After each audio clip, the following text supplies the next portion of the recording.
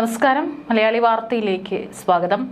പാകിസ്ഥാൻ അവസരം നല്ലതുപോലെ മുതലാക്കുകയാണ്. അമേരിക്കയുമായൊരു കൂട്ടുകച്ചവടം അതാണിപ്പോൾ പാകിസ്ഥാൻ ലക്ഷ്യം വെച്ച് ചെയ്തുകൊണ്ടിരിക്കുന്നത്. അതിനുള്ള എല്ലാ സൂചനകളും കുറച്ചു കാലങ്ങളായി കിട്ടിക്കൊണ്ടിരിക്കുകയാണ്.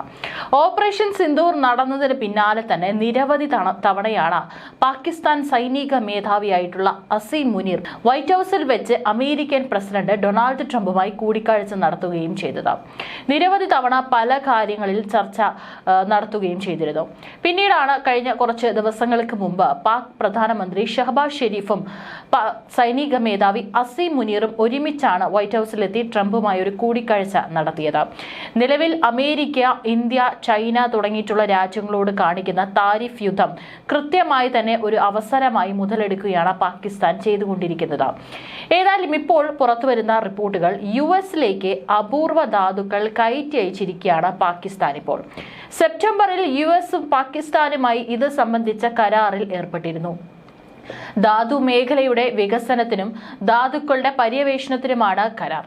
രഹസ്യ ഇടപാടാണെന്ന ആരോപണവുമായി പാക് പ്രതിപക്ഷം രംഗത്തെത്തി. കരാറിന്റെ ഭാഗമായി ധാതുക്കളുടെ സാമ്പിളുകൾ യുഎസിലേക്ക് കപ്പലിൽ അയച്ചിട്ടുണ്ട്. $500 മില്യൺ നിക്ഷേപം നടത്താനാണ് യുഎസ് സ്ട്രാറ്റജിക് മെറ്റൽ കമ്പനി ഒരുങ്ങുന്നത്. പാകിസ്ഥാനിലെ ഫ്രോണ്ടിയർ വർക്ക്സ് ഓർഗനൈസേഷനുമായാണ് ധാരണാപത്രം ഒപ്പുവെച്ചത്. യുഎസ് പാക് ബന്ധത്തിലെ സുപ്രധാന ചുവടുവയ്പ്പാണിതെന്ന് യുഎസ് അധികൃതർ വ്യക്തമാക്കി. ധാതുക്കളുടെ വാണിജ്യ മേഖലയിലേക്ക് പാകിസ്ഥാന് കടന്നുവരാൻ കളമൊരുക്കുന്നതാണ് കരാറെന്നും പാക് മാധ്യമങ്ങൾ റിപ്പോർട്ട് ചെയ്തു. റിപ്പോർട്ടുകൾ അനുസരിച്ച് $6 ട്രില്യൺ മൂല്യമുണ്ട് പാകിസ്ഥാനിലെ ധാതു സമ്പത്തിന്. സാമ്പത്തിക പ്രതിസന്ധി കരാറിലൂടെ മറികടക്കാമെന്നാണ് പാക് പ്രതീക്ഷ. ഇതോടെ തീർന്നില്ല. അറബിക്കടലിനോട് ചേർന്നുള്ള പട്ടണമായ പസ്നിക്ക് സമീപം യുഎസ് നിയന്ത്രണത്തിലുള്ള തുറമുഖം സ്ഥാപിക്കാനും പാകിസ്ഥാൻ താൽപര്യമറിയിച്ചെന്നും റിപ്പോർട്ടുകൾ പുറത്തുവരുന്നുണ്ട്. പദ്ധതി സംബന്ധിച്ച ആശയവുമായി പാക് സൈനിക മേധാവി അസീം മുനീറാണ് യുഎസ് അധികൃതരെ സമീപിച്ചതായും അഭ്യൂഹങ്ങൾ പുറത്തുവരുന്നത്. യുഎസ് പ്രസിഡന്റ് ഡൊണാൾഡ് ട്രംപുമായി ഇക്കാര്യം ചർച്ച ചെയ്തെന്നും വാർത്തകൾ പ്രചരിച്ചെങ്കിലും യുഎസ് അധികൃതർ ഇത് നിഷേധിക്കുകയാണ് ചെയ്തിരിക്കുന്നത്. പദ്ധതി നടന്നാൽ ലോകത്തെ ഏറ്റവും തന്ത്രപ്രധാനമായ മേഖലകളിലൊന്നിൽ ചുവടുറപ്പിക്കാൻ യുഎസിന് അവസരമൊരുങ്ങും. പാകിസ്ഥാനിൽ ചൈനീസ് സഹായത്തോടെ പ്രവർത്തിക്കുന്ന ഗ്വദർ തുറമുഖത്തു നിന്നും 112 കിലോമീറ്റർ അകലെയാണ് പസ്തി. ഇറാനിൽ നിന്ന് 112 കിലോമീറ്റർ ദൂരമേ ഇതിനുള്ളൂവെന്നതും തന്ത്രപ്രധാനമാണ്. ചെമ്പ്, ആന്റിമണി എന്നീ ധാതുക്കൾ പാകിസ്ഥാനിൽ നിന്ന് റെയിൽവേ വഴി എത്തിച്ച് ഈ തുറമുഖത്തു നിന്ന് കൊണ്ടുപോകാനും പദ്ധതി ലക്ഷ്യമിടുന്നു. $120 കോടി പദ്ധതിയാണ് പസ്നിയിലേത്. ഓപ്പറേഷൻ സിന്ദൂറിന് ശേഷം യുഎസുമായി അടുക്കാനും ട്രംപിനെ സന്തോഷിപ്പിക്കാനും പാകിസ്ഥാൻ നടത്തുന്ന ശ്രമങ്ങളിൽ ഒടുവിലത്തേതാണ് ഇത്. ഇന്ത്യയുമായുള്ള സംഘർഷം അവസാനിപ്പിക്കാൻ ട്രംപ് സഹായിച്ചെന്ന പാക് അധികൃതർ പരസ്യമായി പറയുകയും അദ്ദേഹത്തിന് നന്ദി അറിയിക്കുകയും ചെയ്തിരുന്നു. സമാധാന നോബൽ പുരസ്കാരത്തിന് ട്രംപിനെ നാമനിർദ്ദേശം ചെയ്യുകയും ചെയ്തു. എന്നാൽ ട്രംപിന്റെ മധ്യസ്ഥത ഇക്കാര്യത്തിൽ ഉണ്ടായിട്ടില്ലെന്നാണ് ഇന്ത്യയുടെ ഉറച്ച നിലപാട്. ഇന്ത്യ അത് പലപ്പോഴും ആവർത്തിക്കുകയും ചെയ്തിട്ടുണ്ട്. എക്കാലത്തെയും സുഹൃത്തായ ചൈനയെ പിണക്കാതെ തന്നെ യുഎസിനെയും സൗദി അറേബ്യയും ഒപ്പം നിർത്താൻ പുതിയ തന്ത്രവുമായിട്ടാണ് പാകിസ്ഥാൻ ഏതായാലും ഇപ്പോൾ കളം നിറയുന്നത്. ഡൊണാൾഡ് ട്രംപ് വീണ്ടും പ്രസിഡന്റായ ശേഷം യുഎസുമായി കൂടുതൽ അടുക്കാനുള്ള നീക്കങ്ങളാണ് പാകിസ്ഥാൻ നടത്തുന്നത്.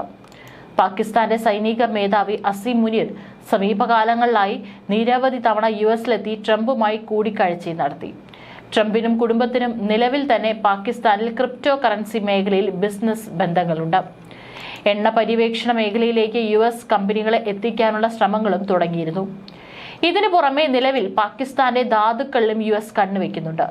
അപൂർവ ധാതുക്കളുടെ വ്യാപാരത്തിൽ യുഎസിനെ ഒപ്പം കൂട്ടാനുള്ള നീക്കങ്ങളുടെ ഭാഗമായി പുതിയ തന്ത്രം പയറ്റുകയാണ് അസീം മുനീർ. പാകിസ്ഥാനിൽ ബലൂചിസ്ഥാൻ പ്രവിശ്യയിൽ പാസ്നി എന്ന പ്രദേശത്ത് പുതിയ തുറമുഖം സംയുക്ത സംരംഭമായി ഒരുക്കാമെന്ന ആശയമാണ് യുഎസിന് മുന്നിൽ അസീം മുനീർ വച്ചിരിക്കുന്നത്. ധാതുക്കളുടെ വ്യാപാരം എളുപ്പമാക്കുകയാണ് പ്രധാന ലക്ഷ്യമെങ്കിലും ഇതുവഴി യുഎസുമായി കൂടുതൽ അടുക്കാനാണ് പാകിസ്ഥാൻ ഉദ്ദേശിക്കുന്നത്. പാസ്നിയിൽ നിന്ന് ഏറെ അകലെയല്ല ചൈനയുടെ നിക്ഷേപത്തോടെ സജ്ജമാകുന്ന ഗ്വദർ തുറമുഖം. എന്നാൽ പാസ്നിയിലെ നിർദ്ദിഷ്ട തുറമുഖം പൂർണ്ണമായും ധാതുക്കളുടെ കയറ്റുമതി ഉദ്ദേശിച്ചുള്ളതാണെങ്കിൽ ഗ്വദർ ചൈനയുടെ വ്യാപാര സൈനിക ആവശ്യങ്ങൾ കൂടി നിറവേറ്റാനുള്ളതാണ്. ഇക്കാര്യത്തിൽ യുഎസിനും ഇന്ത്യക്കും ആശങ്കയുണ്ട്. മാത്രമല്ല, ഈ പറഞ്ഞതുപോലെ പാസ്തയിൽ നിന്ന് വെറും 150 കിലോമീറ്ററോളം മാത്രം അകലെയാണ് ഇറാനിൽ ഇന്ത്യ വൻതോതിൽ നിക്ഷേപത്തോടെ സജ്ജമാക്കുന്ന ചബഹാർ തുറമുഖം. പാകിസ്ഥാനെ ആശ്രയിക്കാതെ ഇറാൻ, അഫ്ഗാൻ, മറ്റ് മധ്യേഷ്യൻ രാജ്യങ്ങൾ എന്നിവിടങ്ങളിലേക്ക് വ്യാപാര ആവശ്യങ്ങൾക്കായി കടക്കാനുള്ള ഇന്ത്യയുടെ തുറുപ്പുചീട്ടായിരുന്നു ചബഹാർ. എന്നാൽ ചബഹാറിനും US അടുത്തിടെ ഇറാന് മേലുള്ള ഉപരോധം ബാധകമാക്കിയതും ഇന്ത്യക്ക് തിരിച്ചടിയായിട്ടുണ്ട്. ഉപരോധമുള്ളതിനാൽ 1.5 മാസത്തിനകം ചബഹാറിലെ പ്രവർത്തനങ്ങൾ അവസാനിപ്പിക്കേണ്ടിയും വരും ഇന്ത്യക്ക്. ഈ പശ്ചാത്തലത്തിലാണ് സമീപത്ത് തന്നെ പാകിസ്ഥാൻ പുതിയ തുറമുഖത്തിനായി ചരട് വലിക്കുന്നതെന്ന് ഇന്ത്യക്കും ഇറാനും വെല്ലുവിളിയാകും. അതേസമയം അസീം മുനീറിന്റെ പ്രപ്പോസലിനോട് അനുകൂലമായി ഇതുവരെ ട്രംപ് ഭരണകൂടം പ്രതികരിച്ചിട്ടില്ല. തുറമുഖത്തിന്റെ പ്രായോഗികതയും വിജയസാധ്യതയും സംബന്ധിച്ച് US ഇപ്പോഴും ആശങ്കകളുണ്ട്. ചൈനയെ മാത്രം ആശ്രയിച്ചു നിൽക്കുന്നത് തിരിച്ചടിയാകുമെന്ന വിലയിരുത്തൽ അടുത്തിടെ പാകിസ്ഥാനിൽ ശക്തമായിരുന്നു. ഇതോടെയാണ് US പുറമെ സൗദി അറേബ്യയും ഒപ്പം നിർത്താനുള്ള നീക്കങ്ങളും പാകിസ്ഥാൻ ശക്തമാക്കിയത്. പാകിസ്ഥാനുമായി സൗദി അറേബ്യ പ്രതിരോധ രംഗത്ത് സഹകരിക്കാൻ തീരുമാനിച്ചതിനെ കരുതലോടെയാണ് കാണുന്നതെന്ന് അടുത്തിടെ ഇന്ത്യയുടെ വിദേശകാര്യ മന്ത്രാലയവും പ്രതികരിച്ചിരുന്നു. ഏതായാലും ഇപ്പോൾ പാകിസ്ഥാൻ അമേരിക്കയുമായി കൂട്ടുചേർന്ന് പലതരത്തിലുള്ള തന്ത്രപ്രധാനമായിട്ടുള്ള നീക്കങ്ങളാണ് നടത്തുന്നത്. മറ്റേത് രാജ്യവുമായിട്ടുള്ള ഒരു കൂട്ടുകെട്ടിന് പുറമെ ഇപ്പോൾ അമേരിക്കയാണ് പാകിസ്ഥാൻ കൂട്ടുപിടിച്ചിരിക്കുന്നത്. അതേസമയം തന്നെ അമേരിക്കയും ഇന്ത്യയും തമ്മിലുള്ള താരിഫ് യുദ്ധം ഇപ്പോഴും തുടർന്നുകൊണ്ടിരിക്കുകയാണ്. യാതൊരു തരത്തിലുള്ള വിട്ടുവീഴ്ചയും ട്രംപ് ഭരണകൂടം നടത്തുന്നില്ല. അതേപോലെ തന്നെയാണ് ഇന്ത്യയും യാതൊരു തരത്തിലുള്ള വിട്ടുവീഴ്ചയ്ക്കും ഇന്ത്യയും തയ്യാറല്ല. എന്തൊക്കെ കൊണ്ടുവന്നാലും ഒരു തരത്തിലും അമേരിക്കയുടെ മുന്നിൽ മുട്ടുമടക്കില്ല എന്നുള്ള ദൃഢനിശ്ചയത്തോടു കൂടി തന്നെയാണ് ഇന്ത്യയും തങ്ങളുടെ നീക്കങ്ങൾ വളരെ കരുതലോടുകൂടി നടത്തിക്കൊണ്ടിരിക്കുന്നത്.